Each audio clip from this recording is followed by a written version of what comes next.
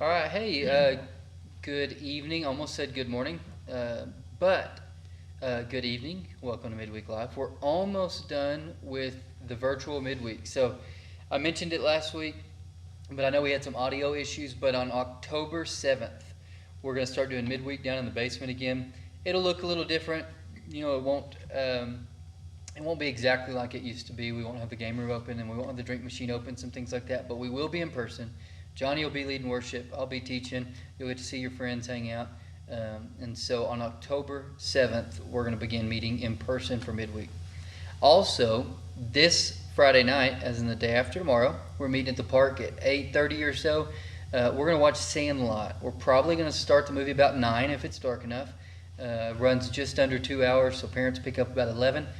But if you want to gather at 8:30, we won't be able to pass out food or drink at this event. We will have bottled water available, but nothing else. So if you want to bring your own popcorn or bring your own snack, you're welcome to do that. And then make sure you bring a blanket to sit on or a chair to sit in and a blanket to cover up with because it might be cool. And bring a friend and come join us. So Sandlot on Friday night, 8:30 gathering. Park will be open. 9 o'clock we'll start the movie. All right. As you can see, our guests this week are interns. If you hadn't had a chance yet, Matt Trammell is our new intern, and then Jenna, you know from before the quarantine. But these are interns, and they're going to be interviewed tonight. But first, we have a little game. So tonight's game is a spelling bee. So here's how the rules will work. Jenna will go first. I'll read Jenna a word. If Jenna gets it correct, she gets a point. If she gets it wrong, Matt can try to get that same word. If he gets it wrong, I'll tell you how to spell it. We'll move on. And then Matt will go first, even if he gets to steal the point. Does that make sense? Are we going through the whole word or attempt, or are you just going to stop us? No, I'm going to make you finish. You're going to tell me you're going to tell me when you think you're done spelling the word. And then I'll say, because I don't want to give him any hints if he's going to steal it, or you any hints if you're going to steal it on where he messed up. Okay. First word. Misspell. Misspell. M-I-S-P-E-L-L. That is close but incorrect. Matt, would you like to attempt to steal that? Yeah, I'll try to steal it. Let's try M-I-S-S-P-E-L-L. That is correct. M-I-S-S-P-E-L-L. All right, That's incredibly Matt, ironic. your first word. It was number 1 on most misspelled common words, according to the internet, and you can't lie on the internet. Yeah. Matt, your word. Pharaoh. Ooh. P-H-A-R-O-U-G-H.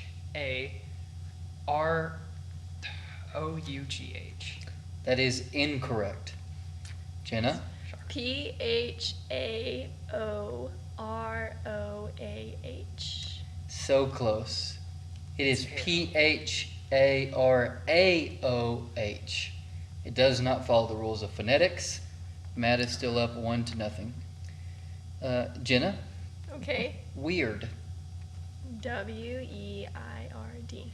That is correct. The reason we included this one is because it doesn't follow the I before E except after C rule, so it's a commonly misspelled word. All right. Matt, 1-1. Handkerchief. H-A-N-K-E-R-C-H-I-E-F. That is incorrect. Jenna?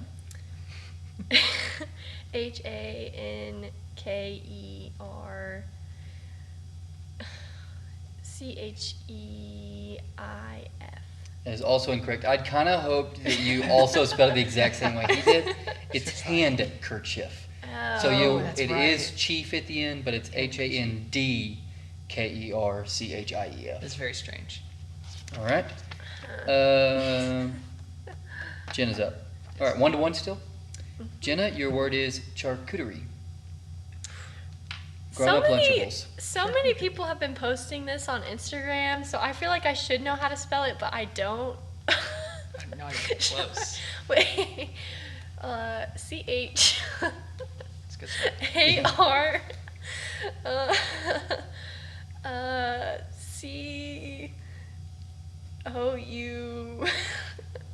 C-O-U-T-E-R. Why? I don't know. That is incorrect. Wow. On many counts. Not really. That actually wasn't that far. If you spelled it that way on a piece of paper, I would know what you were talking about. So I'll give you credit for that. Matt, charcuterie. CharCuterie.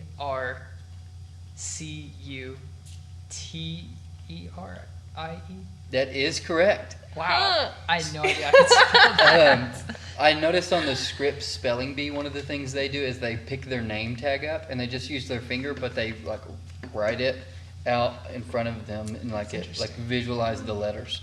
Especially on longer words, I would have Definitely try to forgot what visualize. words would have been in front of me. All right, so 2-1, Matt's up, and Matt, this is your word. We're going with Krzyzewski, as in Coach Krzyzewski. Great. K.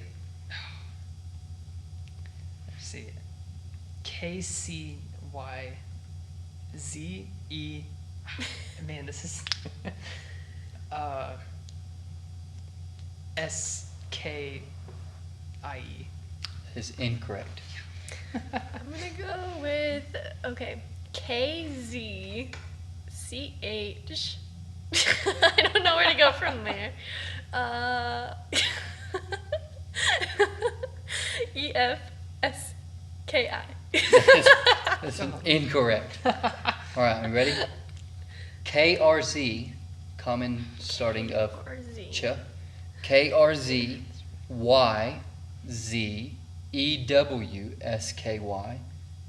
which obviously spells Krzyzewski.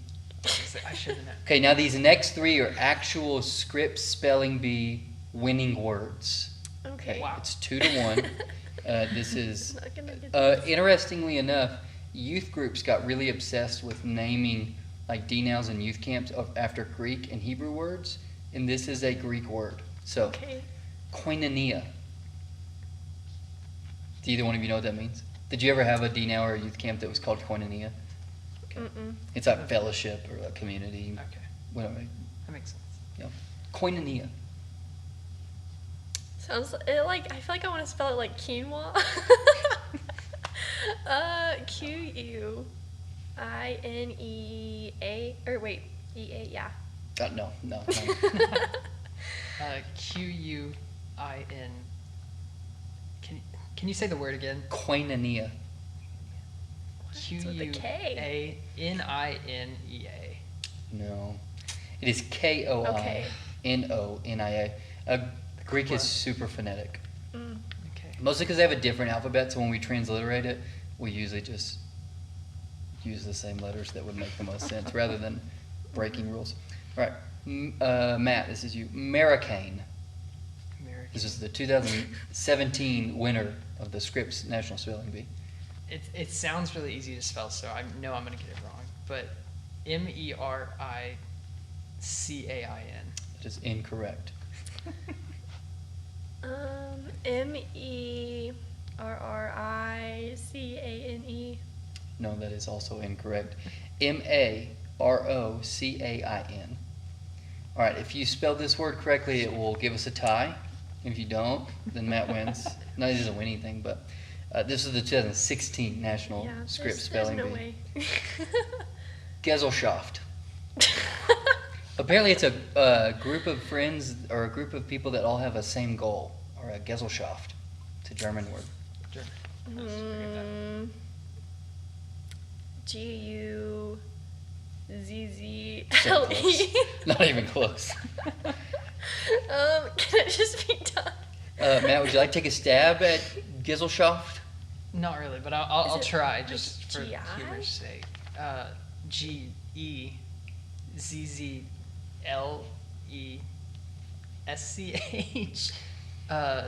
EOFF. Not awful there. GESELLSCHAFT. I had to ask Google how to pronounce those last two because the Scripps National Spelling Bee didn't tell me. All right.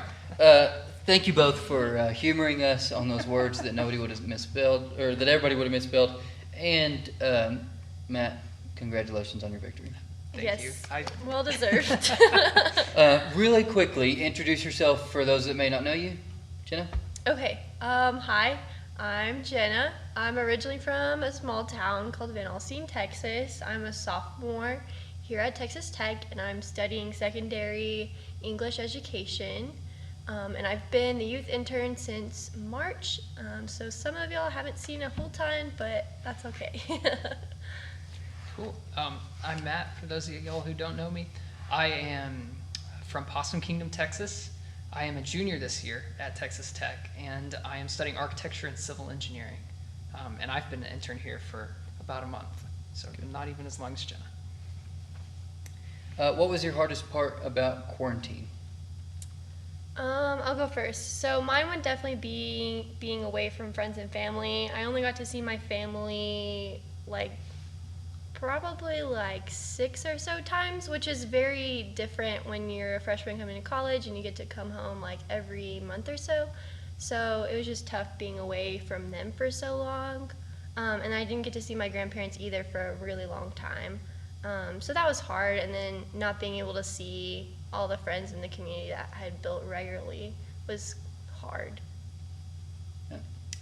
It was actually different for me. I was with my family the whole time, but I was away from my friends here in Lubbock, and pretty much my friends in general. I do not have a lot of close friends right where I grew up, so just the isolation, even though I'm very introverted, I very miss my friends. I miss them a whole lot, and just having to deal with that, not being around people who are either your peers or people you look up to, and just being around my family and my church, which is mostly old people. It was just a lot to continue on not having that fellowship with my friends. Yeah, and it is interesting that you had an extrovert who lived with two people she enjoyed being around, and an introvert who had plenty of alone time, and yet both of you acknowledged that we're just not designed to, introvert, extrovert, outgoing, shy, quiet, loud, it just doesn't matter. Mm-hmm. We're just not made to be separate from each other for so long. Mm-hmm. In person like that. I think we didn't realize how much that mattered. I think there were probably a lot of people before this, probably mostly introverts. I think I would have acknowledged that was going to be hard for me before. Mm-hmm. But I think especially introverts, there were probably a lot that went man, 3 months at home, I don't have to go to work, I can work from my bed, I can stay home all day, I'll just pick up my groceries curbside and go back home. I bet there were a lot of people that went I could do that, and that sounds like fun. And I think even those folks were probably going, okay, this is enough. I met my match here. Yes. Just like we extroverts meet our match with people, there is a limit that we just go, all right, I need something different than this. Yes. What was something that God taught you during quarantine? Probably for me, just trusting that the Lord will provide. He provided a way for me to stay in Lubbock, which I was really grateful for. And then just quarantine gave me the time to reflect over how much my life had changed in the past year. Because looking back, the spring before now, or before 2020, so 2019 spring was just very different for me, definitely a season of struggling and loneliness. And so it was cool to see how he had brought me through to the other side, and even in a pandemic where everyone else was seemingly struggling, which, not saying it wasn't hard, but it was finally felt like I was in a spot where I was doing so much better, and I was just really grateful for the way that he provided for me, friends and community and a job that I love. So yeah. Well, for me, it was, God really showed me how he can use you where your feet are, because I felt like I wasn't having a lot of influence where I was, because I'm going to my church and everyone there is, already Christian. They're a lot wiser and older than me, and there's not a whole lot to do. It's not like tech where I can be a light to my friends and my classmates and such. So really, it took a lot of faith just to know that God could still use me. And what he showed me through that is actually every single week, every single Sunday, and even on Wednesdays whenever we would have Bible studies and stuff, there was something that I could do to serve, to keep me involved with the church, and to keep me serving others and being where God wanted me to be, despite me not being where I wanted to be. And it was really amazing to see. Up until the week before I left for school, there was always something that needed to be done that I was in the perfect place to do, and that God could use me. And that was really strengthening of my faith. So as we come out of quarantine in this weird semi out of it, but also not everything's normal, we're doing videos on Wednesday night, right? Not everything's normal, but we are coming out of it. What things have you seen already that are different, or what things are you working to be different than before quarantine? I would say being more comfortable with stillness. Like, I'm an introvert, I already kind of like it, but as the events are resuming, it's really easy for me to like get way caught up in it and forget the lessons of quarantine of like, okay, it's good to slow down, it's good to evaluate, to give your soul rest. And I think quarantine definitely provided us with the unique opportunity is like we didn't have anything else going on, yet some days like I would open my Bible and I didn't feel like that's the place where I wanted to be, just like being content with just being with the Lord and taking that time. And so that's something that quarantine kind of developed, that discipline of being still and just being like single-minded and like meditating on the Word. And so it's really hard right now as everything's resuming to like still hold that practice of like valuing spending the time in the Word. And it's something that like now that we kind of we have things competing for our attention and time that I have to prioritize or else it just won't happen. So that's something that I'm learning kind of coming out of that and still kind of working on. Yeah, I would definitely agree with Jenna. Kind of the same thing. I really had a lot of time during quarantine to engage with God's Word and my Bible and get to approach it more without distractions, even more so than ever I had. And coming out of that, I think that also gave me an energy to be back having something to do and being engaged with people and stuff, and to take that quiet time and that time of renewal for me and to do something with it and finally put that energy forward somewhere. So I think it was definitely encouraging and motivating for me because, yeah. What did, or how was having a church family, both our college ministry, but then also our student ministry, Jenna, because we did some picnics and things, but then also your home church, Matt, because you were back home.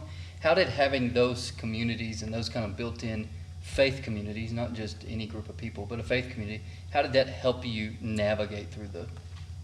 It gave me purpose to serve, and it was just so encouraging to like see all of y'all guys like through the weeks and just have fun with y'all. And it's almost like spending that time together kind of made me forget sometimes, and then it was just kind of about like having a good time with each other and that fellowship. But I also had the unique opportunity of serving with the senior adult midweek, and so it was actually like fun in a way because in my reading plan, I'm reading through the Old Testament, and I happened to be in Proverbs, and that's what they were going through. And so it was really encouraging to know that even though they were older in age, like they were still progressing in their faith and coming to the Lord for wisdom, and they were always just so happy to greet and so kind to like get to know my name. And so it was just like one of those unique opportunities that I wouldn't have to engage with a different part of our church family. So that was just really encouraging to see, which I wouldn't have expected. Yeah, I think it was kind of the same for me, just in a different place at a smaller church. Really, it's there were a couple of times when we had our church completely online. I think for 9 or 10 weeks in a row, and so I didn't have the opportunity to be around anyone except my own family for those 10 weeks. And coming out of that, realizing that even though I wasn't around like my friends and my peers, I was around a church family, and just how important that fellowship is to have. It was incredibly encouraging, and I don't think I really couldn't have bared to go through quarantine with, over the summer without having those people there to just pour into me. They've been pouring into me since I was very young, and to continue to encourage me, and for me to be able to serve them and them serving me, it was just a blessing, really. Yeah. Were there any specific passages or biblical truths that were particularly helpful or heavy on your heart during quarantine? I feel like there's a lot, but one in particular would be Psalm 116. Specifically, like it's all really good. I definitely recommend to go read it. But verse 7 says, "Return to your rest, my soul, for the Lord has been good to you." And I think something unique for me is that like I've struggled with like anxiety and depression in the past, and I didn't have a single panic attack throughout quarantine, which is amazing because before, like even before we went into quarantine, like that was something that I just kind of dealt with on the regular.